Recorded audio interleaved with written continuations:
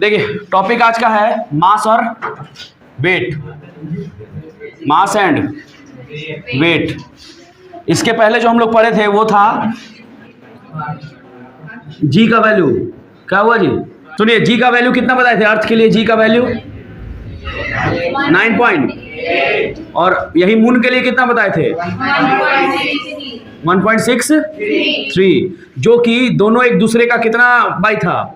अगर जी को बोले मून का तो 6 गुना था, और अगर मून का बोले किसका?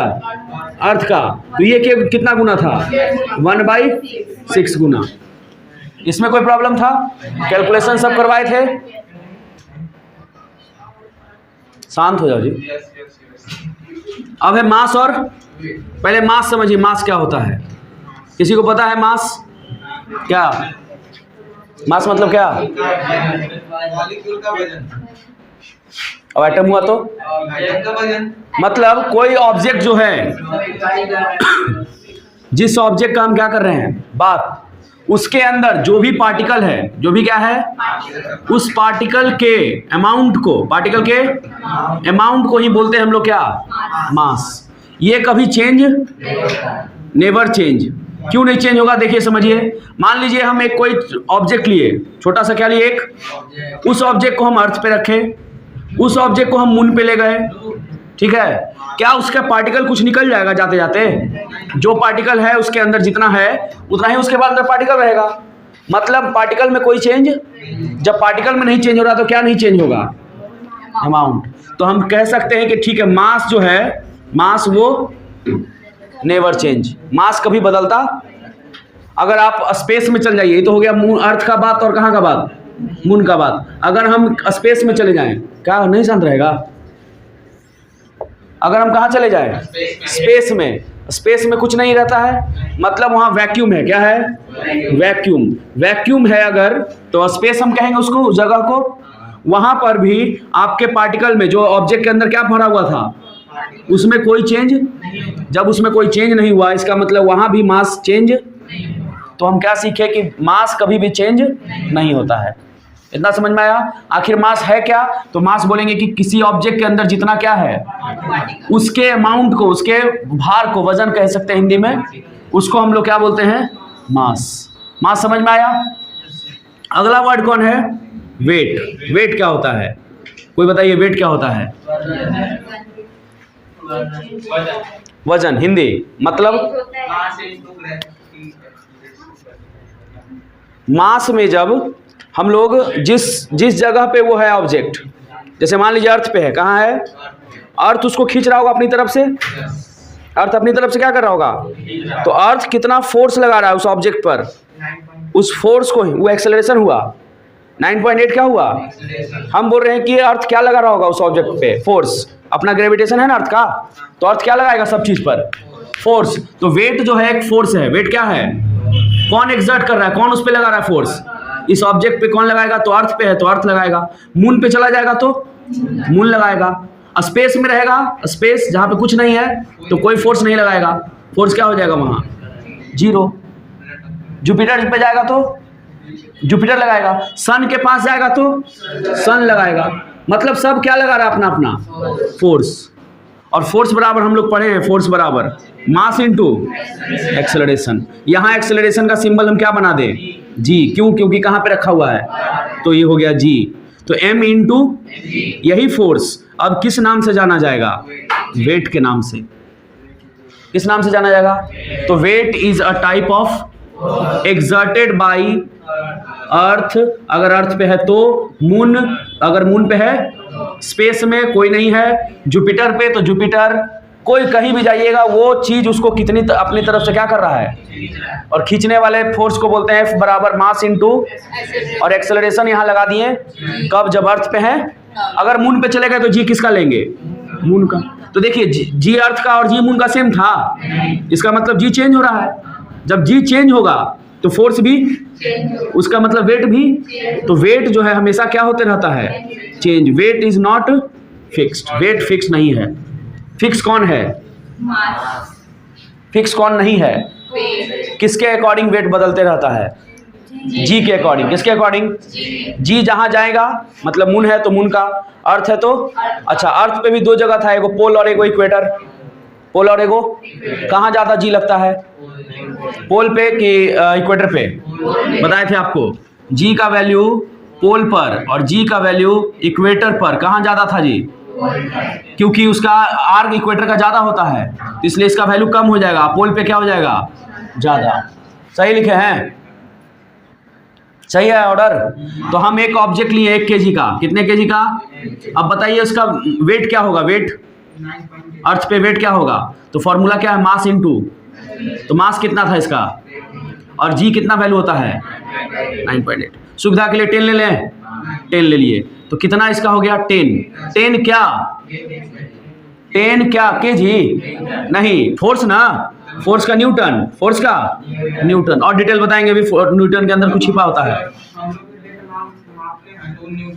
हाँ, हम लोग जो नापते हैं, जो आलू हम खरीद के लाते हैं, चावल खरीद के लाते हैं, ठीक है, हम लोग अपना नापते हैं, कोई भी चीज को नापते हैं तो हम लोग नापते हैं, मेजर करते हैं मास। क्या मेजर करते हैं?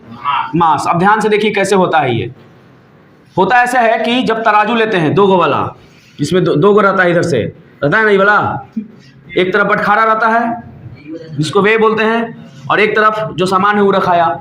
इसको भी कौन खींचा? अर्थ। इसको भी कौन खींचा? अर्थ। कुछ फोर्स से खींचा। इसको भी कौन खींचा? तो जी यहां पर क्या हो गया? कैंसिल। कोई दिक्कत? तो हमको मिल गया क्या? मास। लेकिन अगर स्प्रिंग वाला, जो मशीन वाला आता है, डिजिटल वाला, कौन वाला? डिजिटल वाला, जिसमें खड़ा हो सकते हैं आप, डिजिटल मीटर आता है ना, इसमें रीडिंग लगाने के लिए यहाँ लगा हुआ रहता है, उसमें अगर खड़ा होइएगा तो उसके अंदर सॉफ्टवेयर जो डाला हुआ है, क्या डाला हुआ है? उस जी को, जो जी लग रहा है, एक्चुअल में नाप रहा था हमको वेट, क्या नाप रहा था, लेकिन उसमें जो सॉफ्टवेयर है वो कैलकुलेशन करके जी को कैंसिल किया हुआ रहता है। जी को क्या किया रहता है? तो हमको फिर से वो क्या बता देता है? मास। एक आता है स्प्रिंग बैलेंस, गैस जो सिलेंडर देने वाला आता है वो रखे हुए रहता है, उसको बोलिएगा कि तौल के हमको दिखाओ सही है कि, तो उसी में लगाएगा, वो भी क्या नापता है, लेकिन वेट जो है उसमें कैलकुलेशन ऐसा किया हुआ रहता है, पॉइंटर नोटिंग किया हुआ रहता है कि वो जी को क्या कर देता है, फिर से वो क्या हमको बताया? मास। समझ रहे हैं? इसीलिए हम लोग जब कोई चीज़ खरीदने जाते हैं तो थोड़ी बोलते हैं कि 10 न्यूटन दो, 1 kg बोलते हैं। क्या बोलते हैं? 1 kg का वेट कितना आता है? 10 न्यूटन या 9.8 न्यूटन। तो न्यूटन में हम लोग बोलते हैं दुकान में, हम लोग दुकान में क्या बोलते हैं? इसका मतलब हम क्या नाप रहे हैं? मास नाप रहे हैं। ये जो डिजिटल वाला तराजू रहता है वो क्या नापता है? एक्चुअल में नहीं, एक्चुअल में क्या नापता है? वेट। क्या नापता है? लेकिन बाद में उसके अंदर कैलकुलेशन करके जी को क्या कर देता है, तो फिर हमको किसका आंसर मिला? मास का। समझ रहे हैं? उस पर चलते हैं जो बता रहे थे। पोल है और क्या है? पोल। और अगर हम 1 kg का कोई ऑब्जेक्ट लिए और उसको एक बार कहाँ जाके नापे, और उसको एक बार कहाँ जाके नापे, तो बताइए कहाँ पे उसका वजन ज्यादा आपको दिखाई देगा? वेट कहाँ ज्यादा दिखाए? वेट पोल पे ज्यादा दिखेगा, क्योंकि जी का वैल्यू वहां ज्यादा है। लेकिन मास, मास सेम रहेगा, चाहे इक्वेटर हो चाहे पोल हो, मास कभी चेंज। समझ गए? मास मतलब ऐसे समझ लीजिए, मांस। देखो आपको लेग पीस मिला चिकन का, अब उस चिकन का लेग पीस कहीं, चिकन का लेग पीस कहीं भी लेके जाएंगे तो उसमें से कुछ निकलेगा अपने आप? कुछ नहीं, वो जितना है उतना ही रहेगा। समझे बात? क्या नहीं करना चाहिए था?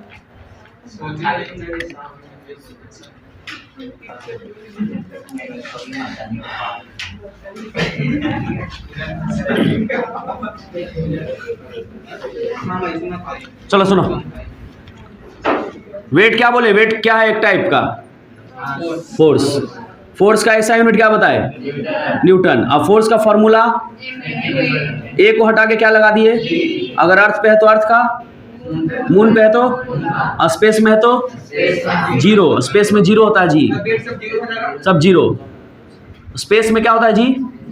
और अगर पृथ्वी पे जीरो बनाना है वेट, तो क्या आपका शरीर एकदम हल्का, या तो आप जमीन में होल करते हुए कहाँ चल जाइए? सेंटर पे। कहाँ पे? होल में, सेंटर पे एकदम बीच में रहिएगा तो फिर कुछ लगेगा। कहाँ जीरो होता है जी का वैल्यू? कोर पे। एक चीज। दूसरा, जो जाइंट व्हील होता है, बड़ा सा झूला देखे हैं, वो जब नीचे आते रहता है तो आपका बॉडी कैसा फील होता है? एकदम हल्का। उस समय जी काम वहां नहीं करता है। जी क्या वैल्यू क्या हो जाता है? 0 हो जाता है। जी का वैल्यू क्या हो जाता है?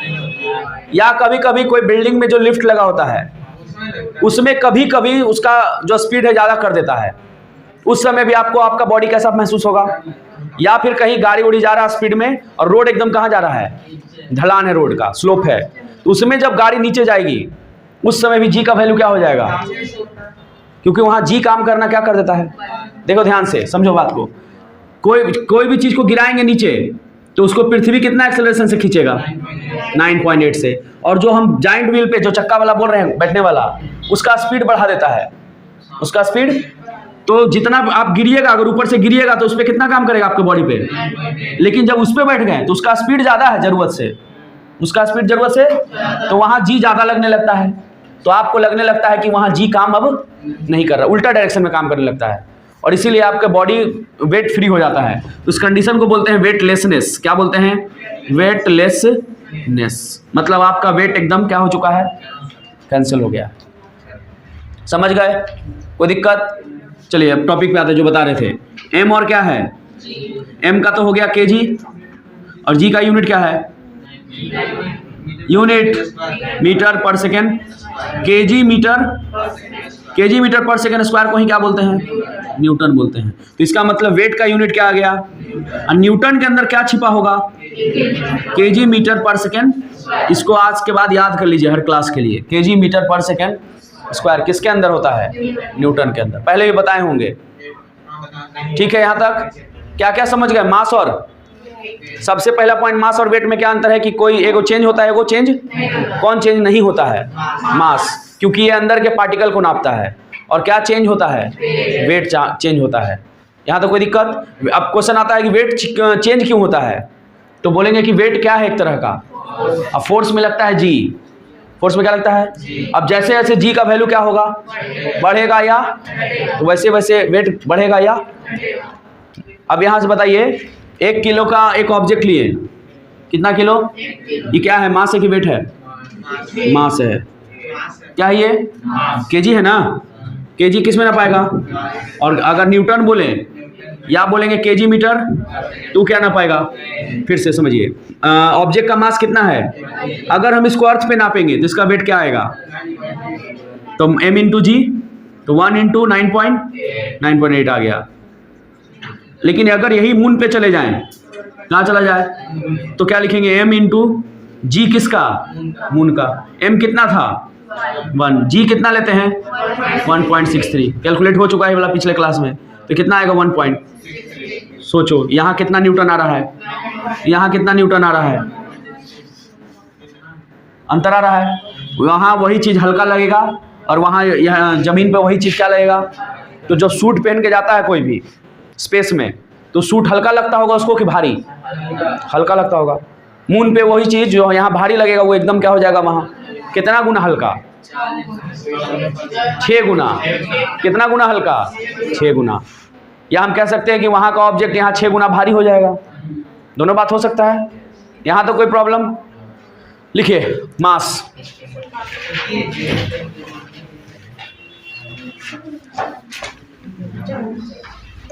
मास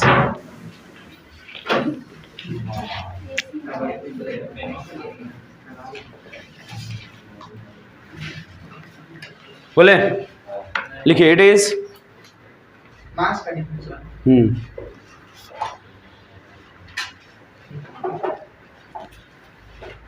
It is quantity of matter. Quantity of matter or material. Matter or material contained. Matter or material contained within a body. Contained within a body. एक बॉडी के अंदर, ऑब्जेक्ट के अंदर कितना मटेरियल है, उसके क्वांटिटी को ही क्या बोलते हैं?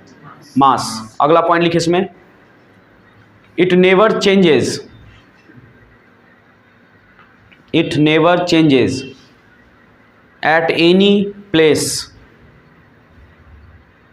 At any place in universe, universe में कहीं भी चले जाइएगा इसका कोई चेंज नहीं होगा। अगला पॉइंट उसी में, it is a scalar quantity. क्या होता है स्केलर? जिसका सिर्फ क्या हो, मैग्नीट्यूड, मतलब बस हो गया।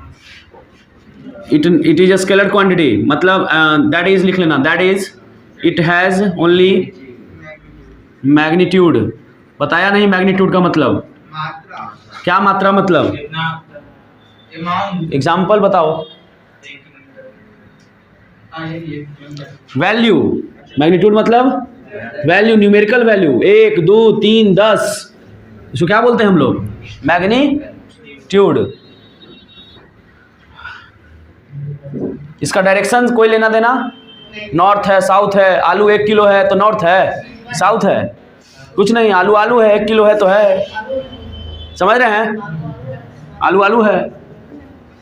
अगला ऐसा यूनिट क्या होगा इसका? पहले ऐसा यूनिट का फुल फॉर्म बताइए। एसआई का इंटरनेशनल स्टैंडर्ड ऑफ यूनिट। तो ऐसा यूनिट क्या होता है इसका? केजी। इसको किलो ग्राम भी कभी कभी बोला जाता है जब टाइम रहता है अच्छा खासा तब।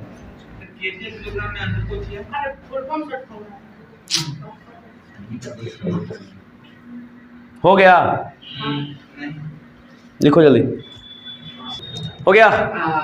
यहां पे दिया हुआ है कि मास जो है क्या, ये मेजर है, मेजरमेंट है। मास इज मेजरमेंट या measure of inertia of body.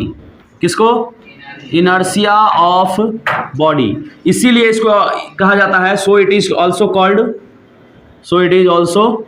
Called inertial mass. कौन मास? इनर्शियल मास।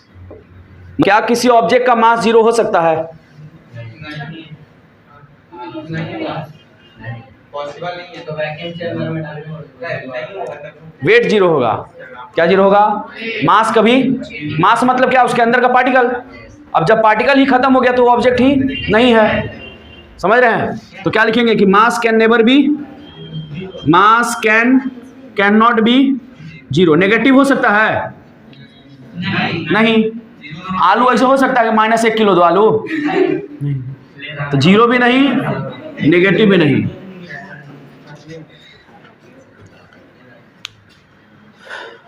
उम्मीद है मास के बारे में सारा पॉइंट क्लियर हो गया होगा। अगला कौन वर्ड है? वेट। इसको मिटा दें। अच्छा, मास दे दिए, 2 को मास दिए, 5 किलो और 10 किलो। क्या उसको दोनों को डायरेक्ट जोड़ सकते हैं? जोड़ सकते हैं। 10 5 कितना हो जाएगा? ऐसा इसलिए है जोड़ सक रहे हैं क्योंकि वो वेक्टर नहीं, कौन क्वांटिटी है? स्केलर। स्केलर को आप डायरेक्ट जोड़ सकते हैं। स्केलर को क्या कर सकते हैं? डायरेक्ट जोड़ सकते हैं। आगे हो जाओ, आगे हो ना? नहीं मत बोलो। वेट। चलिए दूसरा वर्ड क्या है? वेट क्या बताएं? Weight is a type of force. Weight is a type of force. कौन लगा रहा है? जिस बॉडी ऑब्जेक्ट पे है। जैसे मान लीजिए अर्थ है, क्या ये अर्थ पे कोई चीज ऑब्जेक्ट रखा हुआ है तो ये खींच रहा है, इसको चाह रहा है कि हम सेंटर तक पहुंचा दें। कहां तक पहुंचा दें? तो इस पे फोर्स लगा रहा है। अर्थ क्या लगा रहा है? इस पे फोर्स। अब फोर्स कितना होता है? Mass into.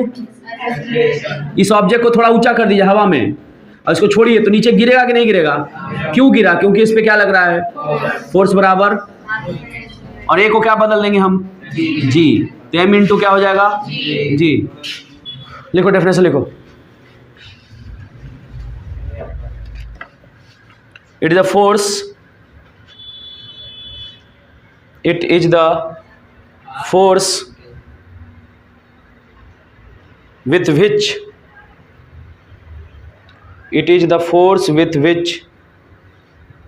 a body is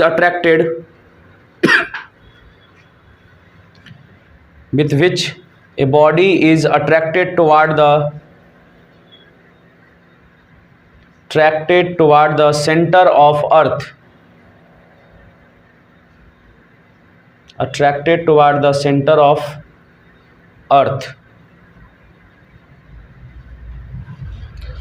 मतलब किस फोर्स से एक ऑब्जेक्ट कहाँ खिंचा रहा है, जमीन। इसका मास क्या लेंगे हम, ऑब्जेक्ट का मास क्या है m, तो फोर्स बराबर हो गया मास इनटू एक्सेलरेशन। अब यहाँ अर्थ खींच रहा है तो a को बदल के हम क्या लिखेंगे, तो यही हो गया आपका F बराबर mg। अब इस फोर्स को हम क्या बोल रहे हैं यहाँ पर, वेट। फोर्स को क्या बोल रहे हैं, तो फोर्स को हटा के W लिख देंगे, तो W बराबर भी कितना हो जाएगा, तो यही हो गया आपका वेट का फॉर्मूला। वेट का क्या हो गया, ये ई कौन लॉ से आया है, न्यूटन के, पूरा नाम Newton second law of motion. Motion इसलिए लगाना होता है क्योंकि न्यूटन का बहुत सारा नियम आया है बहुत सारे चैप्टर में, हीटिंग के लिए, कूलिंग के लिए, ग्रेविटेशन के लिए, बहुत सारे चीज़ के लिए, इसीलिए लगाना पड़ता है कि किसके लिए हम बात कर रहे हैं। न्यूटन एक गो है लेकिन उसका नियम 75 गो है। बनाइए अब पूरा डायग्राम, और यहाँ से अर्थ है, अर्थ का सरफेस है ये अर्थ का क्या है, सरफेस, अर्थ सरफेस। ये क्या है, उस पर रखा हुआ ऑब्जेक्ट थोड़ा ऊंचा पे, तो गिरेगा तो उस पर लगेगा force is equal to mass into acceleration.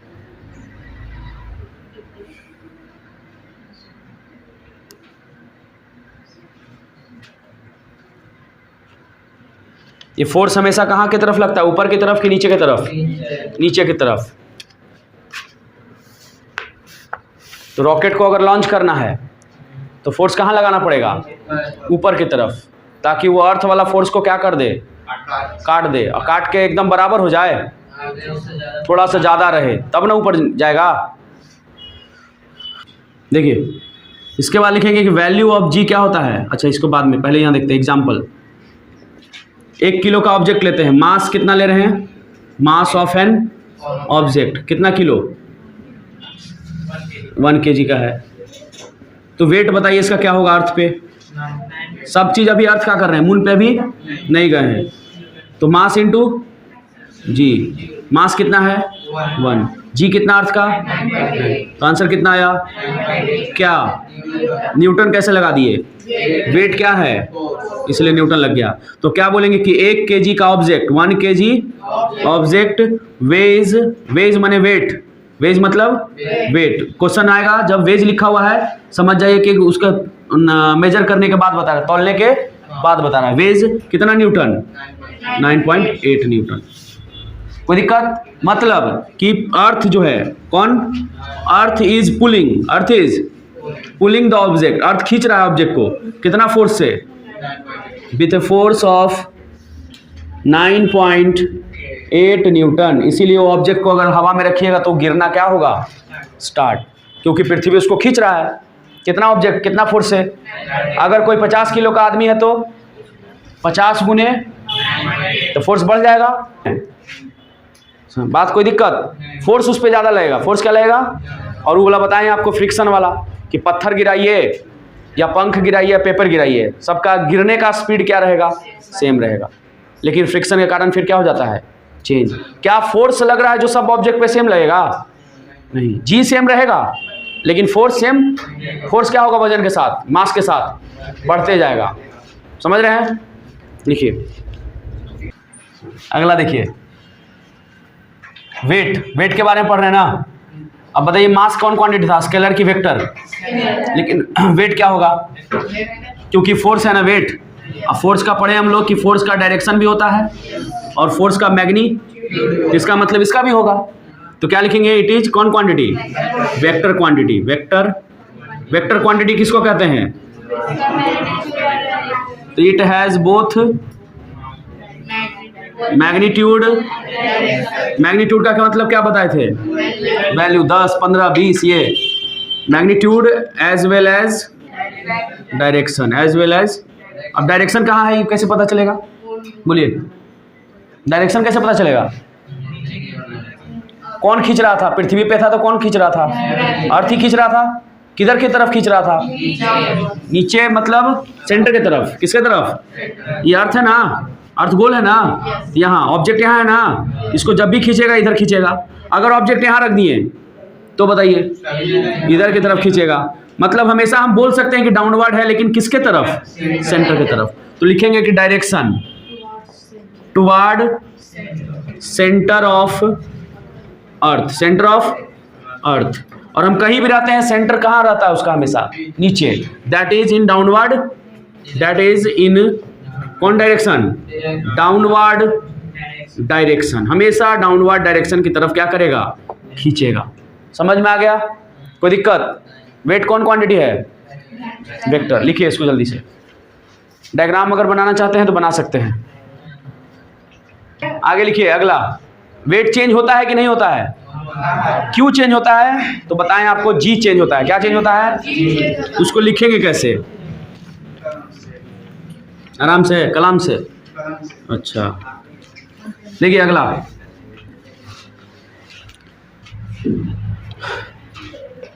Wait किस पे डिपेंड करेगा? वेट जिसको हम W साइन देंगे, क्या देंगे सिंबल? ये डिपेंड करेगा, depend on mass and G दोनों पे, क्योंकि W बराबर फॉर्मूला क्या आया है? तो M पे भी डिपेंड किया, और लेकिन M तो क्या है हमारा? कांस्टेंट। ना बढ़ता है ना, बट M इज कांस्टेंट। तो पूरा पूरा किस पे डिपेंड किया? सो W changes, W with G। W किसके साथ बढ़ेगा घटेगा? G के साथ। अब आपको बताए थे पोल और कौन वाला? इक्वेटर वाला, फिर बताए थे स्पेस वाला, और फिर बताए थे मून वाला। 4 कंडीशन है, और एगो सेंटर में, अर्थ का सेंटर में, कोर पे 5 कंडीशन हो गया। क्या हो गया? तो क्या लिखेंगे? First point, G is equal to in कहाँ? वैक्यूम या स्पेस। स्पेस का एक और नाम क्या है? Interplanetary space. क्या नाम है? इंटरप्लेनेटरी मतलब 2 प्लैनेट के बीच का जो जगह है उसको स्पेस बोलेंगे। तो इंटर मतलब हुआ दोनों के बीच का, प्लेनेटरी मतलब समझ रहे हैं प्लैनेट। तो इसको स्पेस का एक और नाम क्या यूज होगा? Interplanetary space. वहां पे G का वैल्यू क्या होता है? तो W बराबर M इंटू G का वैल्यू M इंटू 0, मतलब वेट वहां फिल होगा कि नहीं होगा? इस कंडीशन को क्या बोले थे? वर्ड दिए थे एक नाम, वेटलेसनेस। वेटलेस। क्या पृथ्वी पे हम ऐसा फील कर सकते हैं कि नहीं? कहाँ, कैसे?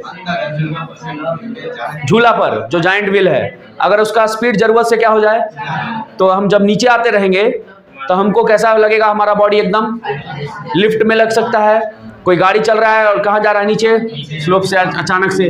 तो लिखेंगे कि this is the case of, this is the case of, क्या है केस? ये वेटलेसनेस। क्या मतलब इसका? That is our body feel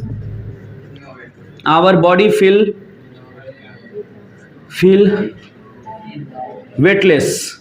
क्या हमको फील होगा जी?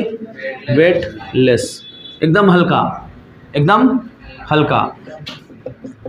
स्पेस क्राफ्ट है ना ऊपर, जिसको स्पेस स्टेशन बोलते हैं, देखे हैं? ISS, international space station. वहाँ पे सब फ्लोट होते रहता है। तब क्या होता रहता है? उसका बॉडी एकदम क्या लगता है? हल्का लगता है। जब ज़्यादा दिन वहाँ रह जाता है तो उसको खड़ा होने का भी क्षमता फिर क्या हो जाता है? धीरे धीरे। तो जब यहाँ आता है तो उसको खड़ा होने में कुछ दिन टाइम लगता है। समझ रहे हैं? क्योंकि वो आदत क्या हो जाता है? खत्म हो जाता है। चलिए एगो लिखिए जल्दी से, फिर दूसरा लिखेंगे, दूसरा तीसरा। कम हो रहा ना, कैमरा पगला गया है। चलिए सेकंड किया, सेकंड का अगर यहाँ पे पोलर का वो बताएं, इक्वल पे अगर यहीं पे दोनों क्या है? वेटर। तो G का वेटर का वो ज्यादा। तो जब हम लिखे ऑब्जेक्ट का पे क्या बोला? G किसका? पोल वाले का। और फिर W निकालेंगे किसका? इक्वेटर पे। उसी ऑब्जेक्ट का वेट निकालेंगे इक्वेटर पे। तो फॉर्मूला क्या लगेगा?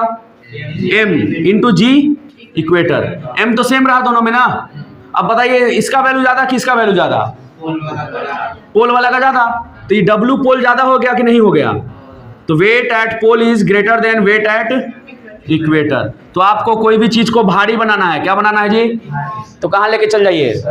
हल्का बनाना है तो इक्वेटर पे। क्या लिख दिए? ध्यान दे रहा है? weight on pole is more than than weight on equator. Exam में सब पे क्वेश्चन बनेगा, समझे? जो 1 पॉइंट लिखवा रहे हैं ना, इस पे क्वेश्चन आएगा सब पे। यही सब पूछेगा थ्योरेटिकल बेस्ड। वो जो याद करने वाला रट्टा वाला होता है एग्जाम, अब वो एग्जाम नहीं होता है, ना 9 में ना 10 में। एक नंबर क्या है? हाँ 10 में 2 बोर्ड होगा ना, क्या जी? 2 बोर्ड होगा। हाँ बोला तो है ऐसा, लेकिन कब से लागू होगा पता नहीं। 24 है।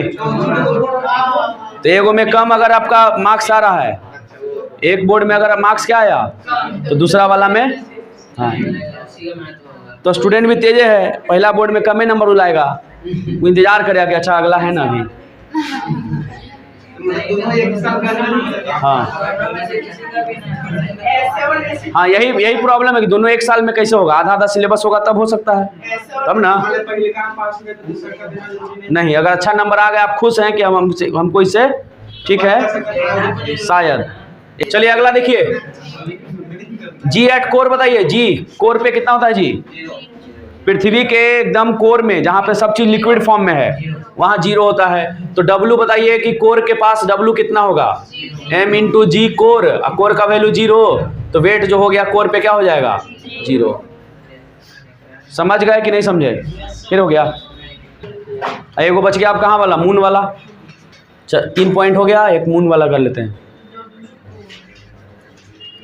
याद रहेगा ना वेट और मास में अंतर? एक बढ़ता है और एक घटता है, और एक क्या रहता है हमेशा? कांस्टेंट। कौन कांस्टेंट है? मास। कंफ्यूजन हो जाए तो मास को किस में बदल दीजिए? मास।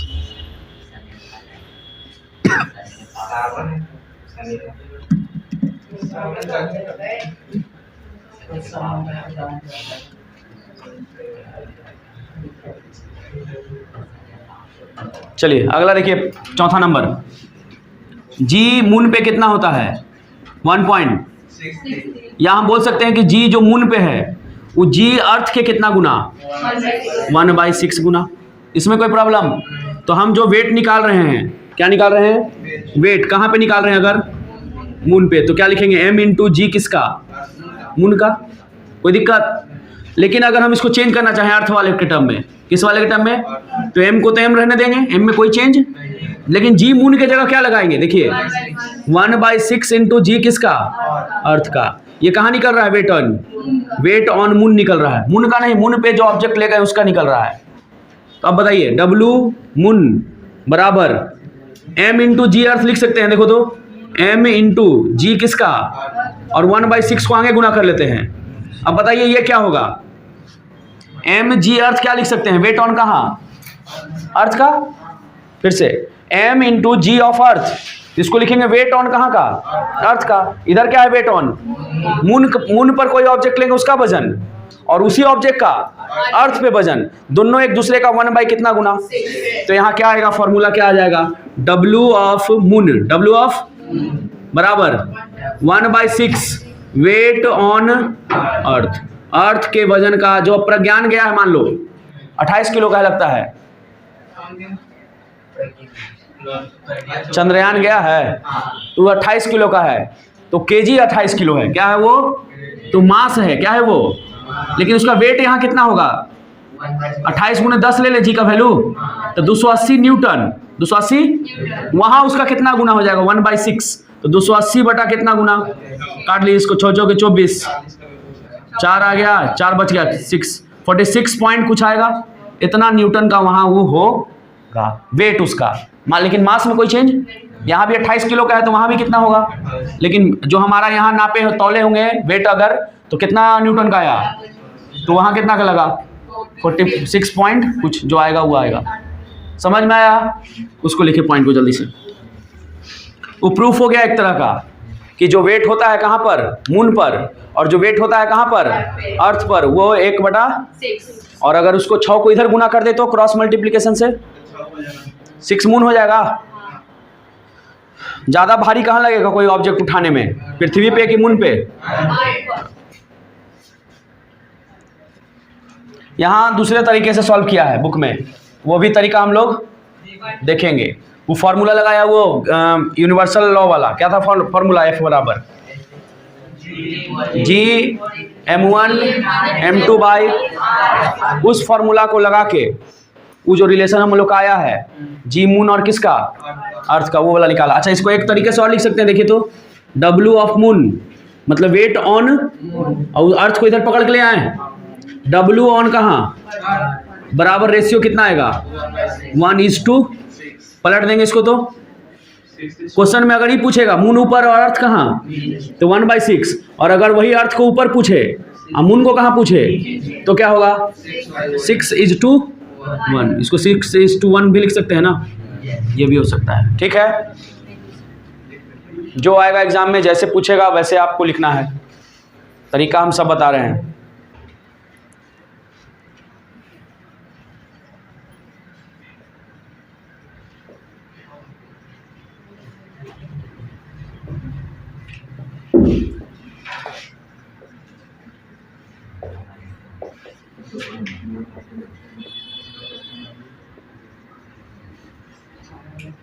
चलिए इसको देखिए, अब टॉपिक है नया,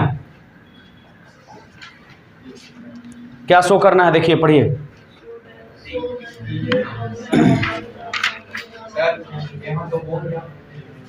यही एक तरीका है, ये एक तरीका और है जिसमें कौन फार्मूला लगाएंगे अभी बताए, यूनिवर्सल लॉ ऑफ ग्रेविटेशन वाला फार्मूला क्या है वहाँ का, F = G M1 M2 उस फार्मूला से बनाया गया है बुक में। एगो तरीका हम भी बताएं, एक तरीका ही वाला जो भी याद आ जाए उस बना दीजिएगा, नहीं तो टीचर से पूछ लिया पहले क्या होगा, किससे बनाना है एग्जाम में।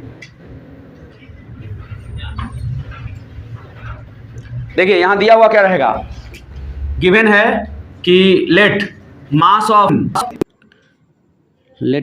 Of moon be m, mass जो है मून का m मान लेते हैं, और उसके बाद रेडियस मान लेते हैं मून का r।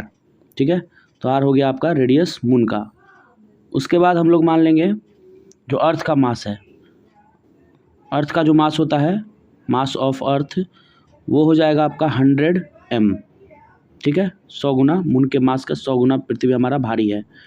उसके बाद रेडियस जो मानेंगे अर्थ का जो रेडियस होगा, रेडियस ऑफ अर्थ, ये हो जाएगा आपका 4 गुना, पृथ्वी बड़ा है, कितना गुना बड़ा, 4, रेडियस के 4 गुना बड़ा है। ठीक है, ये हो गया r मून का, तो यहाँ हो जाएगा 4r। ठीक है,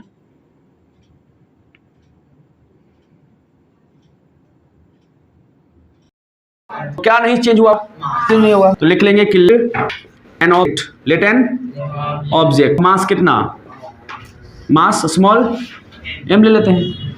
सही है, इतना समझ में आया। अब यहाँ एक बार F बराबर लगा देंगे मून के लिए, एक बार F बराबर किसके लिए, अर्थ के लिए, मून और F बराबर फार्मूला G M तो ये हो गया, और इस पर मून पर किसको लेके गए थे, मून पर किसको लेके गए थे, जिसका मास क्या था, तो कितना फोर्स लगा रहा होगा, तो Gm × स्मॉल m, अब बटा में डिस्टेंस का, अर्थ पे कितना लग रहा होगा, ये मून का हो गया, और ये क्या निकलेगा अभी, अर्थ का फॉर्मूला बताइए, जी m कितना अर्थ का है 100 m, मून का नहीं लेना है, किसका लेना है, तो कितना m लेंगे 100 m, और ऑब्जेक्ट का मास कितना है m, और रेडियस कितना अर्थ का 4r, यहाँ कितना था, तो 4r का स्क्वायर करेंगे तो 16r, तो जी m × 100, ऊपर में 100 है और नीचे में कितना है 16r²। फोर्स ही वेट कहलाता है, फोर्स ही क्या कहलाता है, W M F हटा के W लिख सकते हैं, weight on moon, weight on moon, weight on, और दोनों का रेशियो निकाल देंगे, क्या निकाल देंगे, आंसर वही वाला आना चाहिए। टॉपिक समझ में आया, कैसे प्रूफ किए, फिर से मून का मास कितना मान लिए, अर्थ का मास उसका कितना गुना है, मून का रेडियस कितना मान लिए, तो अर्थ का रेडियस कितना गुना है 4r। एक ऑब्जेक्ट लिए, एक छोटा सा क्या लिए, ऑब्जेक्ट का मास क्या माने, उसी ऑब्जेक्ट को कहाँ ले जाके रखे, मून उस पर फोर्स लगाएगा, अपनी तरफ खींचेगा, तो फार्मूला क्या लगाए, F बराबर Gm1 × M2, M1 के जगह और M2 के जगह स्मॉल m, और डिस्टेंस के जगह, फिर उसी ऑब्जेक्ट को कहाँ लेके चले आए, अर्थ भी फोर्स लगाएगा, उसका फार्मूला जी M1 M2, तो M1 के जगह M2 के जगह स्मॉल m और रेडियस के जगह डिस्टेंस के जगह। समझ में आ रहा है? उसके बाद क्या करेंगे, ये लिखने के बाद क्या करेंगे, रेशियो डिवाइड कर देंगे दोनों को। क्या कर देंगे, क्या क्या कटेगा सोचिए, जी कटेगा, m और m कटेगा कैपिटल, स्मॉल m भी और स्मॉल रेडियस का स्क्वायर भी कट जाएगा, ऊपर बचेगा 100, सॉरी नीचे 100 और 16 कहाँ चला जाएगा, 100 बटा 16 बटा उसको काटेंगे, काटने के बाद आएगा 1/6। अभी बनाएंगे पूरा, इतना लिखिए फिर आगे बनाएंगे। क्या तरीका बता दिए प्रूफ करने का, दो, एक वही वाला तरीका और एक ये वाला तरीका। जैसे आपको करना होगा वैसे कर लीजिएगा।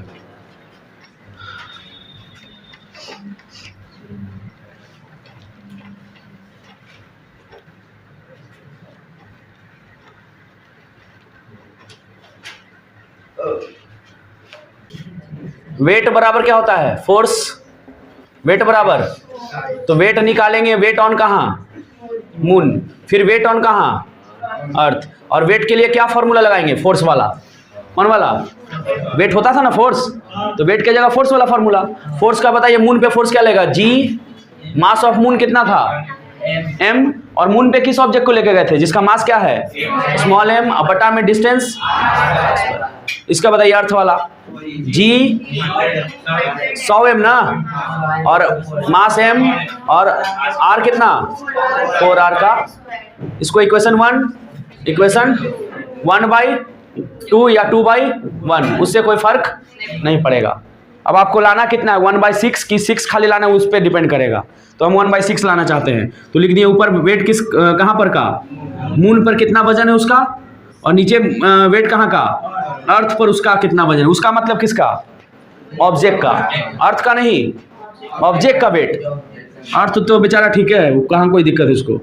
ऊपर बोलिए, जी m r स्क्वायर, नीचे बताइए जी 100 m बटा 16 r स्क्वायर, सब हम ही बोलेंगे, 16 r से स्क्वायर से g से m कट गया, तो यहाँ बच गया w on moon by w on earth, 16 ऊपर चला जाएगा, 100 नीचे आ गया, 16 छके 96 होता है, 6 पॉइंट कुछ आएगा, उसको अप्रॉक्स में क्या लिख सकते हैं हम, 1/6। ये अप्रॉक्स का सिंबल है, इक्वल टू नहीं दे रहे हैं, क्या दे रहे हैं, कैसे अप्रॉक्स पड़ता है, कोवेलेंट पढ़े थे, कॉन्ग्रुएंट, कॉन्ग्रुएंट का एगो बराबर हटा देना है, उनमें दो ना रहता था, ऐसे रहता था, एगो हटा देना नीचे से, ये हो गया अप्रॉक्स का, किसका, अप्रॉक्स। तो ये हो गया, प्रूफ हुआ ना यहाँ। चलिए, पृथ्वी पे जितना वजन है चंद्रमा पे उसका कितना हो जाएगा, 1/6 हो जाएगा। कोई दिक्कत? तो ये हो गया हमारा वेट और किसका कहानी खत्म, मून, वेट और मास का। कल करेंगे क्वेश्चन, कल तो छुट्टी है। अगला टॉपिक जो है थ्रस्ट और प्रेशर, वो इंपॉर्टेंट है, ठीक है, तो एब्सेंट मत कीजिएगा। फिर प्रेशर स्टार्ट होगा, पानी वाला, पानी में कोई भी चीज़ डालते हैं और फिर उसको निकालिएगा बाहर, हल्का लगता है कि भारी,